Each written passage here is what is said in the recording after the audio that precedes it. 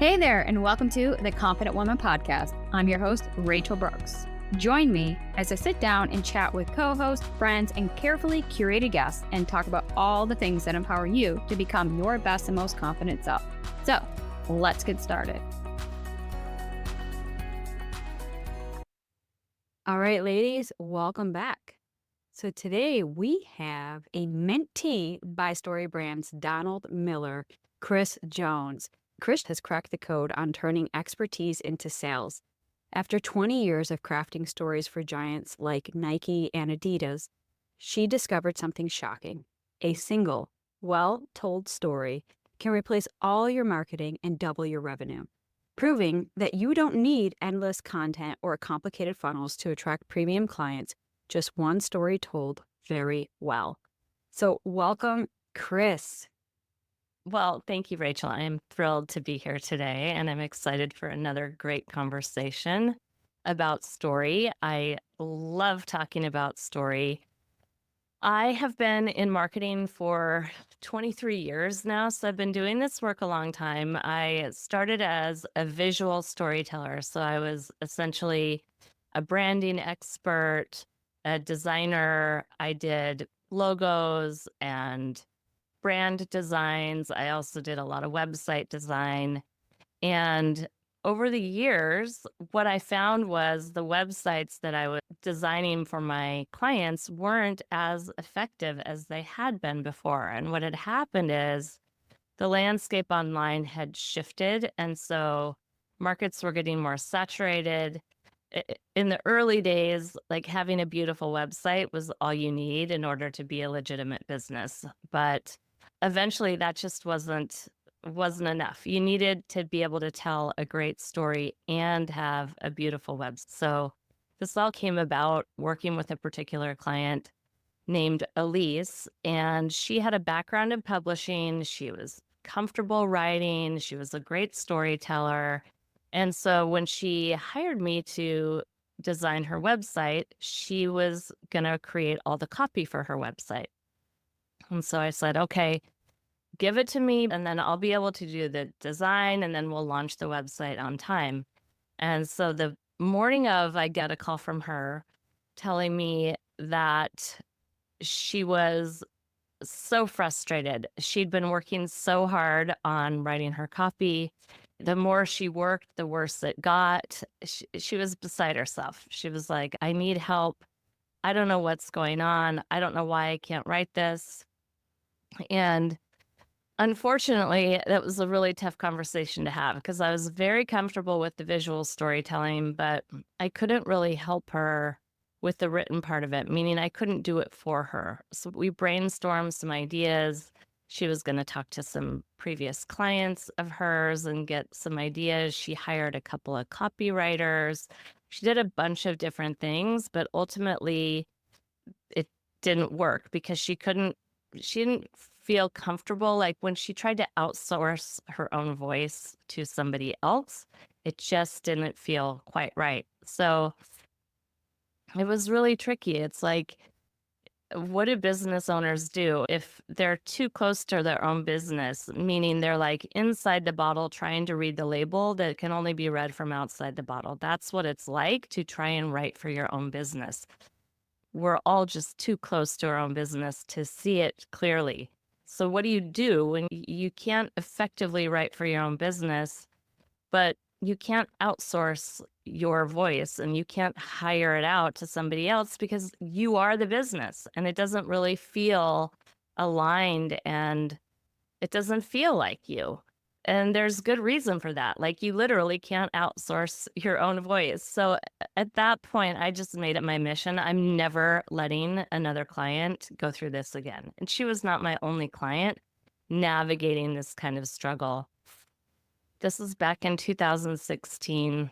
I delved deep into story. I traveled across the country to workshops. I became one of the very first StoryBrand coaches prior to the book Building a StoryBrand ever coming out.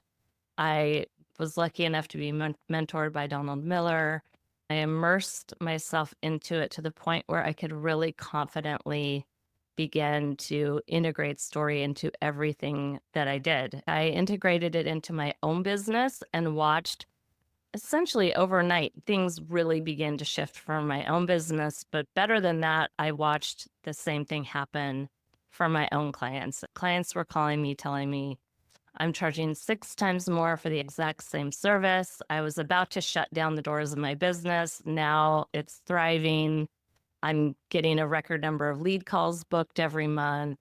Just really tangible results. I had one client call me and say, I dreaded sales calls, and now I use my story in my sales calls. And for every 10 calls I have, I book 9 new clients. It has that traumatic of a shift. Like you and I had talked about prior to hitting record, our brains are really wired for story. When we tell a story, whether it's in business or outside of business, our brains cannot help but engage. It really serves you to use story in your business and in your life if you want to engage people. And not only that, stories are 22 times more memorable than just facts alone. So if you go to a workshop or you go to a lecture, you're going to forget most of the information, but the next day, the thing that you're going to recall is the story that the person shared about their life. That's why I love it so much. It's timeless. Story is just part of how we're wired, and we gathered around the fireside from the beginning of time as humans and shared stories and told stories and learned from stories and connected through stories. And so that's my passion. That's what I love to do more than anything else. Showing up with the perspective as a storyteller, but also as a businesswoman to look at your business with fresh eyes and really identify the brilliance that is within you. What is the golden thread of your story, and how can I write your story with you and collaborate with you on it so it feels very aligned with your voice, but you don't have to do the heavy lifting of writing it. Everything that you're saying, I can definitely relate to, and I'm getting these, like, feel-good vibes over here because it's like, from my perspective, being on both sides of things as, yes, I have written an award-winning book, and there's so much story, and so that was a storytelling component to my book. And so when you're talking about this previous client of yours where she just really struggled with writing her own story, oh my goodness, how much I can relate to that. Because it's like, even at the time when I was writing my book, I just had that freedom to dump it all, to write it out, right? And we could clean up and edit later. And there was no pretenses to it other than, just get the story out, because getting the story out is the number one important thing. I think that for me personally, I was too hung up and perfected on editing, grammatical errors here and there, to does the content and context flow, and just got really hung up in the editing process itself. So as I was writing this book, I was working it with a coach at the time, and she had just said, again, get the story out. We'll clean that up later. So I know how close it is when you're in the works and say you're, for example, a personal brand, or you're the voice of that brand, whatever that is. It's so important to have that inside, view and perspective and a way to articulate your story. But not everybody knows all the intricacies and the details of that story. So to your point, you can't necessarily outsource that because nobody knows you like you. Right. You're in a jam and you need someone to help you get out of that jam. And that's what I love to do. Right. And I love your analogy when you said you can't read the label from inside the bottle, because when I'm in that bottle, I want to tell everybody about the nutritions and the facts and the warnings and this and that and what's on it. And it's like, whoa, that's so much. And so when you are that voice, it's sometimes you have to take that step back, and not just from your voice, but the perspective of your ideal client or customer, because now it'll give you that vantage point of what do they need? Why are they coming to you? What is it that they're looking for? And so now you can finesse the story to fit what they need and want. So to your Right. point, this Right. is spot on. And I am Yes. going to 100% agree with the power of story and storytelling. So I know that's your jam, and I know especially with marketing, so we'll get into that a little bit later. But I love where this conversation is going to go because when we look at the power of stories, to Chris's point, 22% people remember the stories told versus the text alone. Mhm. So that is pivotal. If you have ever bought something in your entire life, you don't just buy because you love the brand or something about that. That is an important factor. But to retell a story, that's the thing that's going to stick with you forever after you've already purchased. Yep.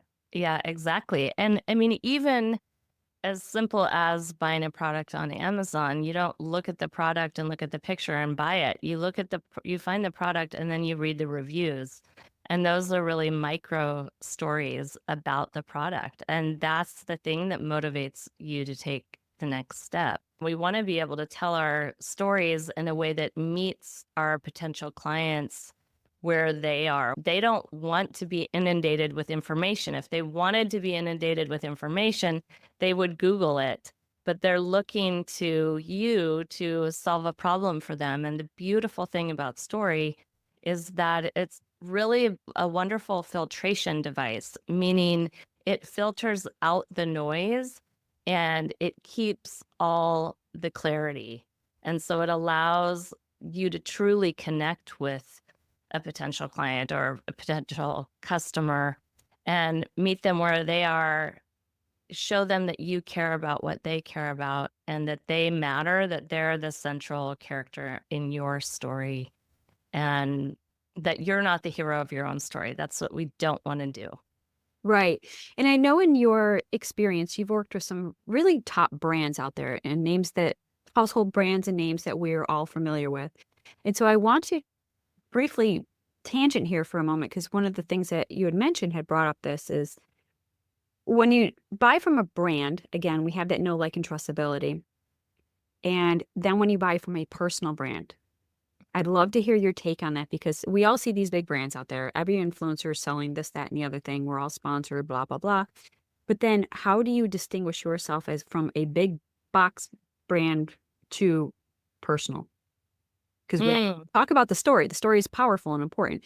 But do you yes. feel that there's some sort of edge that we as personal brands could leverage and distinguish ourselves out from that noise of the bigger brands? I think that bigger brands have bigger budgets and they can do things like come up with a tagline like just do it and make that work because they have millions and millions of dollars behind it. What happens with personal brands is they want to come up with phrases like that, like enlighten and lift, or, just like these beautiful, short, concise statements that one would probably call like a tagline, but they don't effectively communicate anything. When you have a smaller budget and you're a personal brand, it's much more important that you have clear and simple words that actually communicate what it is that you do and the transformation that you provide for your clients, the problem that you solve. What is the problem that you solve? Business owners often solve a handful of problems for our clients, but what's the one thing that you really want to be known for? And that's really what I would say we can do as inspiration from bigger brands. It's like, how can you be the one thing? What's your one thing? Nike is fitness and running. What's your one thing that you want to be known for? And then just start talking about that a lot. I kind of second that too, because it's a lot of what is reiterated into the marketing and the personal branding space. And I know when I was working with a couple of my clients too, they were asking the same question is like, but how do I compete? How do I differentiate myself from these gurus or these guides that are out there, especially with personal branding? You're not essentially competing because you're just carving out your own path. You are your own. And so, how do we Right. double down on who we are and ignore that noise from the others that are blaring so loudly in the Mhm, background? mhm, Even just other consumers are just advocating for that brand or that person. So, mhm. to your point with the storytelling, and I love the effectiveness of that storytelling because, again, people aren't necessarily buying from the product itself with a personal brand, because you can have a course that's very similar to the next person with the same bells and whistles, benefits, all those Mhm. things. But why you buy from person A or person B is because of the relatability. You want Yeah. to know that they've gone in a path similar to you. They've Mhm. walked in a similar array. And how could they be the guide for you? So I'd love to hear your Mhm. Yeah, people don't buy from the best. They don't buy from the most qualified. They buy from the person they feel the most connected with. And story is the best way to really cultivate that connection and that trust. A lot of my clients come to me with that same challenge and they're like, I just look like everybody else. How do I stand out? And the answer is you just get really clear on you, what makes you unique, and how do you have your own unique way of doing this. Most people look to other websites in their industry for inspiration and they think, oh, my competitor's doing this. I should do that too. This other website, they're doing this. I should do that too. And what happens is there's like a general look and feel and language in your industry. It's really impossible to stand out.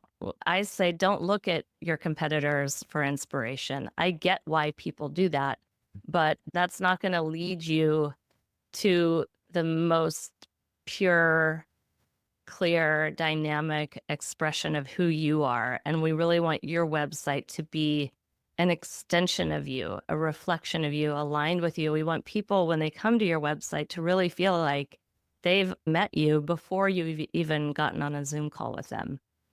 I agree.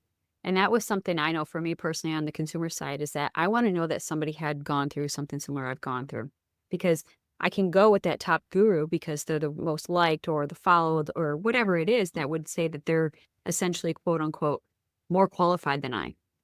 I'm looking for somebody who can get me to the next point in my journey. I want to know somebody has personally gone through a very similar, if not same, and that experience speaks volumes because as they're sharing it, it's providing that hope and encouragement to know that one, I'm not alone. Two, that if they could do it, I can do it. And I think that sounds all pretty cliche and things like that. It's like, oh, you go, girl. If you did it, I can do it. I'm inspired by it, which is true and important.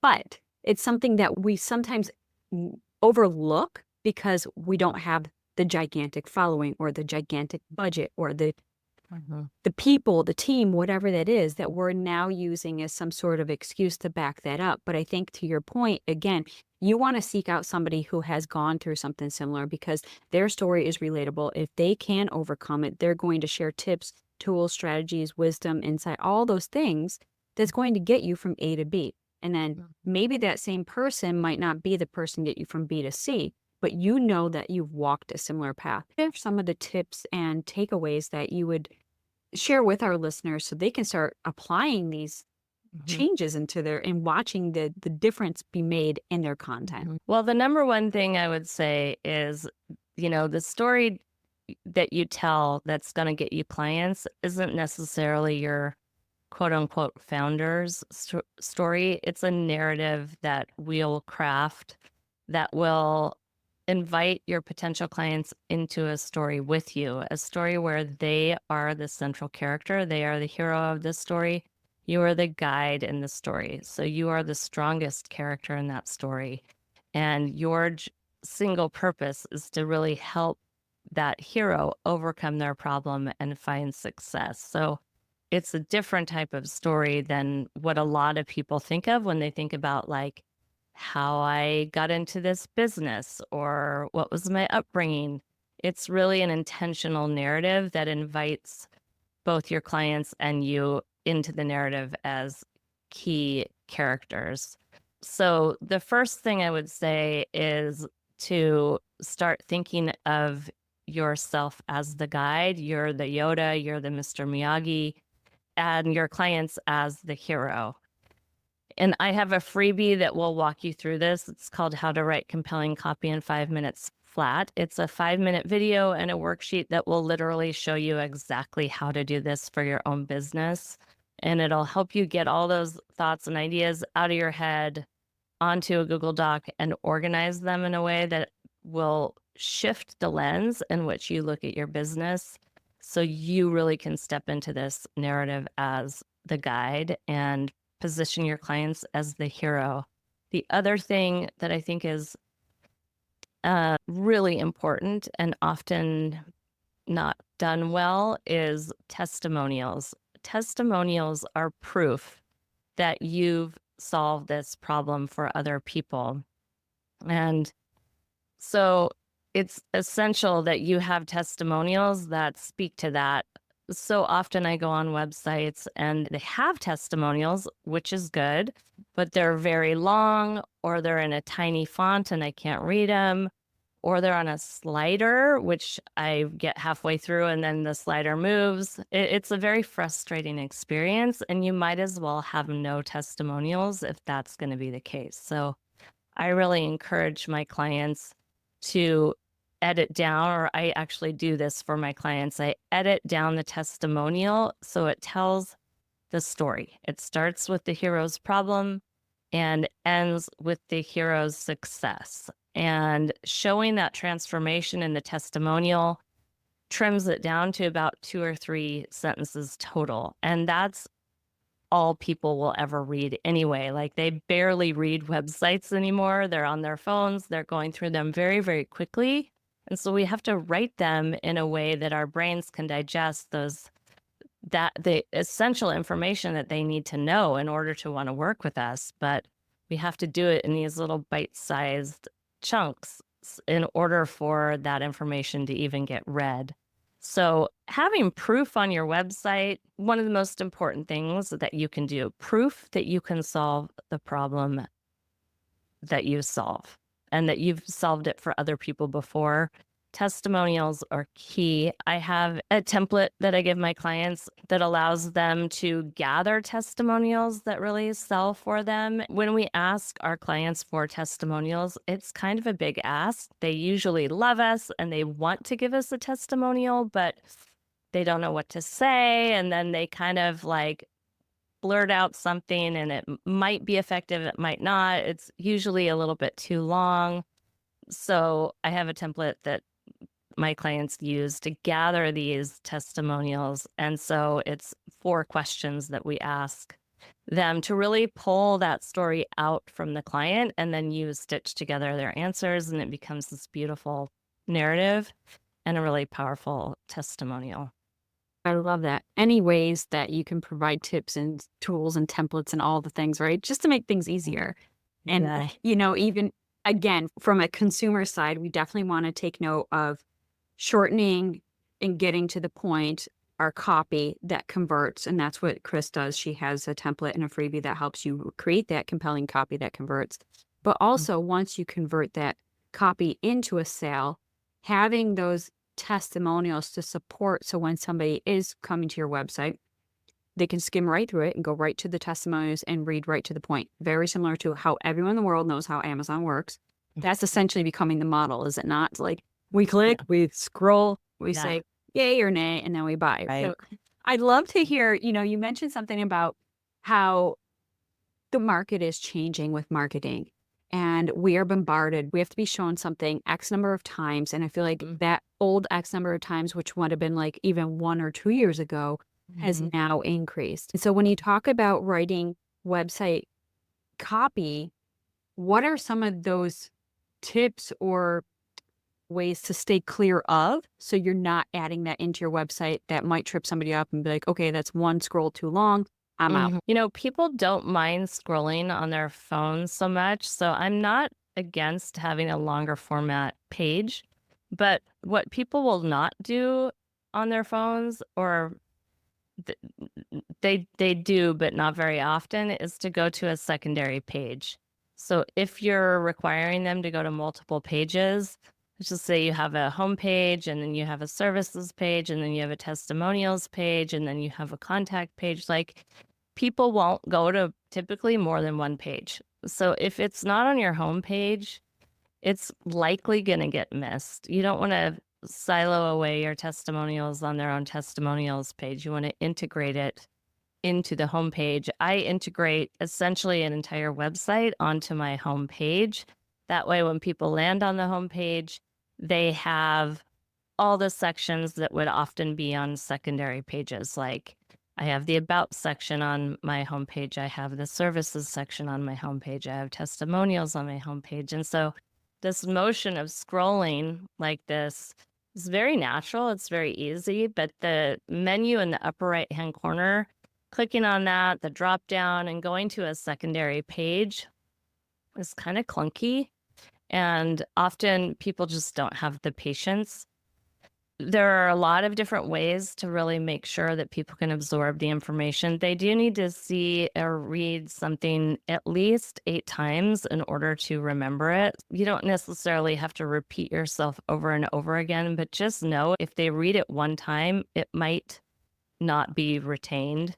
And so it's great to kind of like a great Beatles song repeats the chorus multiple times. We want to kind of do that on your page too. Say it maybe in a little bit of a different way, but really touch on all those story components and keep things very short and concise. So people will not read long paragraphs of copy, period. They will read short little, it's almost like little sound bites, little nuggets of information that will get digested. If you pair an important piece of information with an icon, that icon tells the brain, oh, this is important information. I should stop and read this. So there are all kinds of tricks that you can do, but the homework I would give your listeners is to go to your website and then cut it, trim out about 50%. And that's a good rule of thumb. Just cut it in half and it will likely be much more effective for you. Wow, that's great. A lot of great tips there. It's funny you said cut it by 50%. You're like, wow. Yeah. And I think even for me as a consumer, I started thinking about this a couple years ago too, is because I just know how my behavior is on my phone or even on a website. I'll be honest, I don't go to open my laptop to pull up a website. It's going to be on my phone. And if it's some things that you're like, I think we all are like, okay, that's a phone thing and that's a computer thing. Like we just need a bigger space, more Right. mobility, right? Right. Right. Yeah, I'm gonna have to open that on my laptop. But everyone has their phone in their hand. So that's like whatever percentage. It's like I think we're all glued to our phone at some point in a day. Where if you're scrolling, and we're in that habit because we're so used to social media. And then when we're on a website, we're just scrolling and didn't find what I was looking for. And to your point, Kris, you're out. You're like, okay, that took too long. How many pages do I have to search for it? I didn't know I was going on a scavenger hunt. So, right, it is. That's why you came to this website for that thing. But where is that thing, right? So we see the different marketing tactics, especially when it comes to like our website, then our email, then our social media, and then even longer forms of content, for example, even this podcast. But when it comes to writing and creating that copy and the content, you have to think about that user and their behavior on each different platform. So to your point with a website, we're always holding our phones. One of the things that I notice is like, why can't we just have everything all up front? We're busy, ambitious, go-getting women. We don't have time to search and scroll. And again, that scavenger hunt. So I'm seeing now a change in this market where so many of these platforms are, I'll use social media, for example. It's that link in bio, which we don't technically say anymore in our social media, whatever reason. I don't know. I'm okay with it. Like if you said, fine, click the link in the bio, I'm going to assume that link in your bio is the direct link of where I need to go. That's where we can get lost. So when we go on that one link, to Kris's point, now you're on a website or some additional out link, you're scrolling. And if you could have everything on one page, almost like a one pager or a menu board says, this is who I am, this is what I do, this is how I help, and here is how I can get you there. Here are my services, products, or offers. Yeah. Is that where you're seeing the market trend change as Oh, well? yeah. Absolutely. I mean, what a gift, right? When you come across someone that you like and you navigate to their website, if you can just scroll down the page and get all the information you need without going on a scavenger hunt, what a gift that they are serious enough about their business to do the heavy lifting to really think through the information you are going to need in order to confidently make a decision. It shows that they value their own business, that they take their work seriously, and that they care about you to think through how it's going to feel for you to go through the website as well. So I always encourage my clients to essentially, we pretend like they don't have any other pages. We make the homepage do all the heavy lifting for them, meaning everything's on there that anybody would need in order to want to book a call with you. It's like a first 5-minute coffee date. We just need to create enough interest and intrigue, trust, and connection for them to get excited about getting on a call with you. They're likely not going to go to those other pages. So we just put all that important information on one page. It doesn't mean you have to take down your other pages, but just know the more pages that you have, every additional page is kind of like a hurdle between them landing on your website and them booking a call with you. And so if you can eliminate those hurdles, you don't want your blog page to be up in the upper navigation, because the worst thing that could happen, even if your blog is beautifully written, is they click on that blog page, they delve into a post and they love it. And they're like, oh, I'm going to come back to this when I have more brain capacity to digest this information. And then they never come back. Or their brains get filled up with information and then they get decision fatigue and they don't take action. So I'm not saying blogs are bad. I just think they belong in the footer of the website rather than that upper navigation. The upper navigation needs to be streamlined from them landing on your page to booking a call and removing all those barriers between that. Yeah, I'm actually going to second that. And to your point, it's like you essentially want to have everything as a one-stop shop, right? You got the all the efforts to put out the content to interest a person enough to say, you know what, I'm curious, I'm going to click.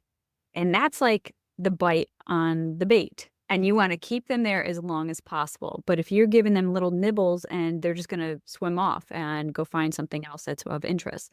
So I love how you brought that together, because I think it's such an important point, especially as we're looking to grow or even scale our businesses. But we have to make these little changes because the market's always adjusting. A couple questions here, just a few pointers that you can leave our listeners that are evergreen and something that you kind of see on the trend on deck that's changing. And Mhm. would you advise on going that direction or keeping things evergreen? What do you mean by evergreen versus what? Ongoing trend. So, like what we're seeing with the marketing, for example, if we went back even a few years, everything in, we'll just say, for example, social media, pointing to that link in the bio, where now things are drop a keyword to trigger, Oh, got and it. then you'll get Got it. that link. So this Yeah. is a trend because people are Mhm. starting to change their Yeah. content, but there'll be a new device or tool Right. in the next couple of Yeah. years that'll Yeah. change it out. Mhm. Yeah, I mean, I think social media is wonderful and it can be a wonderful addition to your marketing tools. I'm not really a social media strategist, and I honestly don't keep up with the trends and the changes in there. I turned my Instagram into a powerful sales page. I put 15 posts on there and I haven't posted in a year because I have all the posts that communicate what I need to communicate on there. So I think the reason that I love stories so much is because it truly is timeless. There's always going to be a marketing fad or a new thing to try. And often those are related to social media. Everybody needs a website, and your website has the potential to really be your top salesperson if you take the time to invest in your website. And the beauty is, you invest in your website, you set it up to sell for you, and then you can confidently just send people to the website. I really like to think of your website as the center of your marketing universe. So it is the sun in your universe of your business. And then your marketing activities that you do are like the planets that surround the sun. I really recommend my clients to not feel like they need to be everywhere doing everything. Do less, but more effective. So, for example, one planet might be podcast guesting. One planet might be posting on social media. One planet might be email marketing. Planet might be networking events or presentations. Pick 2 planets at the most. My 2 planets that I've picked are podcasting and email marketing. I enjoy doing those things. Those things don't feel like perpetual homework to me the way that social media feels like that hamster wheel of homework that never ends. Those activities to me are very life giving and energizing, and I look forward to those things. Most people have one or two things that they really enjoy. Some people really love doing social media, and that's great. Then that's one of your planets. But the idea is whichever planets that you pick, the number one thing you do on that planet is point people back to your website, knowing that your website's going to do that heavy lifting for you. So it just streamlines the whole marketing process and simplifies it. And you've got tools that are really truly working for you on autopilot. You set them up once and then it will work for you for months and months and years. I'm so glad that you said that. I'm so glad you talked about the website and the sun and all the things, because everything else just becomes a spoke of the wheel. It's just a channel to get to where you need to be. To your point, having that website and the copy and the sun, that becomes that evergreen where everything else revolves around it. So I love that you touched upon that, because that basically, oh my gosh, it's like kind of gave me that peace of mind. I'm like, cool. So that's kind of where I was leading to. So those that are listening are thinking, oh my gosh, I gotta be everywhere in all the places and it's never ending. And you don't have the bandwidth to create the copy or the content or the email or the follow-up or this. And that's when we say, like, especially with marketing, that email list is your king, because our social media platforms are rented. They're not ours. E-commerce or something is starting on Amazon, right? Those are Amazon customers. These are social media customers. So how do we get people from social media to come to your website to read and not get lost and have everything they need on one page, on sales copy that converts? And this is what you are the expert in. And so it's like, to your point, if you're chasing that hamster wheel of always being on social media, where you have to post 2 to 3 times per day, taking Chris's advice here, it's like there's no point to doing that, because all the content is already created. You're pointing them to one place.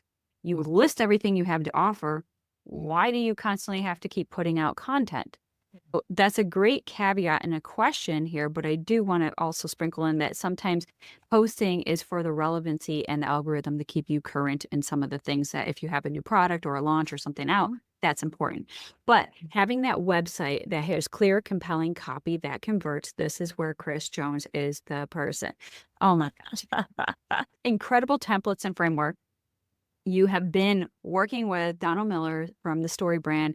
And I probably should ask this at the beginning. Can you tell our listeners what is the StoryBrand? Because maybe they're not familiar with that Oh, book and the y- process. yes, absolutely. So, Building a Story Brand is a book written by Donald Miller. He wrote it in 2017, and he just came out with a new version of the book called Story Brand 2.0. The framework that he uses, he really in the book will help you understand storytelling. And so the fundamental components of the framework are a character or a hero has a problem they don't know how to solve. They meet a guide who gives them a plan that calls them to action that results in success and helps them avoid failure. Those are the components, and that's the recipe for any story ever told, any movie you've ever been to, any book you've ever read.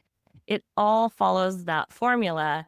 And Donald Miller has helped us understand how to use story in our marketing. His approach has really simplified things in that way. My book, which is called From Click to Client, helps you take your story and apply it to your website. So it's really all about how to create a story driven, simple, and clear website. Thank you for explaining that. I personally knew what it was, so did not even think that. I was like, oh, I know, because you've been in this space for so long. As you said, with your book is out, and you have this beautiful book that helps reiterate and take you further into creating that clear, compelling copy. And so again, your book is titled From Click to Click. And tell us a little bit more about that book and how they can find it. Because if you're not sold yet on what Kris is saying here, the power behind storytelling and how it can catapult your brand and your business to that next level and reduce all the constant creation of content and wondering why things are sticky, why things aren't, what needs to be changed. It all comes back to this through line of you and the storytelling. So I'd love for you to share a little bit more about your book and all the details. Yeah, I think, it's really fun to talk about all this, but it's really helpful to actually see it tangibly working in the real world. So if you want to see what story looks like on a website, go to my website. My website is the center of my marketing universe. I send everybody and everything there. So go to reddoorstories.com and you'll be able to look at how I've used story to communicate what I do on my page. The other thing that I think would be helpful to check out is my Instagram. I show you how I've used 15 posts on my Instagram and then taken a year off of Instagram. I do still post to Reels when I have a podcast or something that I want to share, but my fundamental grid stays the way it is because it's set up to sell like a sales page. The book can be found at my website, reddoorstories.com, and you'll see the tab at the top that says Buy the Book. The book is called From Click to Client: How to Easily Create a Story-Driven Website That Turns Visitors into Clients. So it'll allow you to attract your ideal clients. It's going to help you simplify your marketing, and it will help you command premium rates. Also on the website, you're going to click on a link on the upper navigation. It says Secret Resources. And I have that guide for you as well, how to write compelling copy in 5 minutes flat. I don't want to overwhelm your listeners, but I have a lot of really great resources that will help you for free really learn and integrate these tools and approaches into your own business. And trust me, once you put the lens of story on, you'll never look at your business the same way again. Also, in the secret resources section is a brand new private podcast. So it's a 9-episode podcast all about story. And it depends like how you like to digest information. I really love listening to podcasts, so that's why I created this, and it's free for you guys. Well, that's amazing. So yes, tons of resources, tons of cool stuff, but she is not here to overwhelm you. She's here to just really to simplify things and the processes. So definitely worth checking out, and go to her website, take advantage of all the freebies that Kris is offering today. And if today's episode relates and resonates with you, be sure to reach out to Kris and let her know. But more importantly, if you implement these changes that she's teaching, definitely let her know, because this is what she does. And she's, if you can make these slight changes and watch your business and brand transform, my goodness, a compliment goes a long way. So again, everything will be included in the show notes below. So thank you, Kris. And if there's anything that you would just want to leave our listeners with that we haven't already talked about, just love for you to share that and close us out.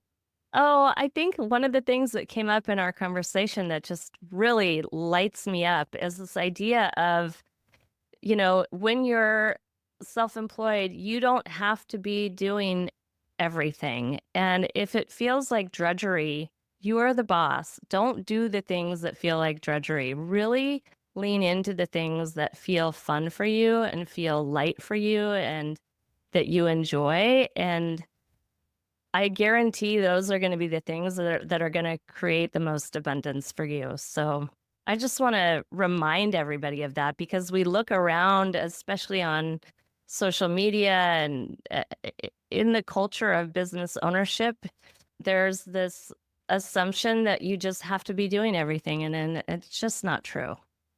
I mean, I think we've all been in an experience, a season of burnout at some point. And so when you're trying to be the planets and the sun and revolve around each other, you can't do it all. And so sometimes it's about giving yourself permission to just let that stuff go. Put the heavy stuff down if it's taken up so much of your time and bandwidth and capacity. Maybe it's not a forever, but it's just a pause. And so you have to think strategically and going back to what it is and who you are, but more importantly, what still lights you up today, so you can constantly sustain and create the content that provides the value that starts with you. So wonderful conversation today. Thank you, Kris, for being our guest. And I'm super excited for our listeners to take advantage of all the goodness that you have to offer. If today's conversation resonated with you and you're ready to step into your most confident self, make sure to grab your free confidence blueprint, the first step to stop chasing, start aligning, and create a life and business you love. Grab yourself a copy by clicking on the link in the show notes below. Hey there. Thank you so much for joining me on today's episode of the Confident Woman Podcast. If you enjoyed today's episode as much as I did, please be sure to like, subscribe, and leave us a review. Thanks again for listening.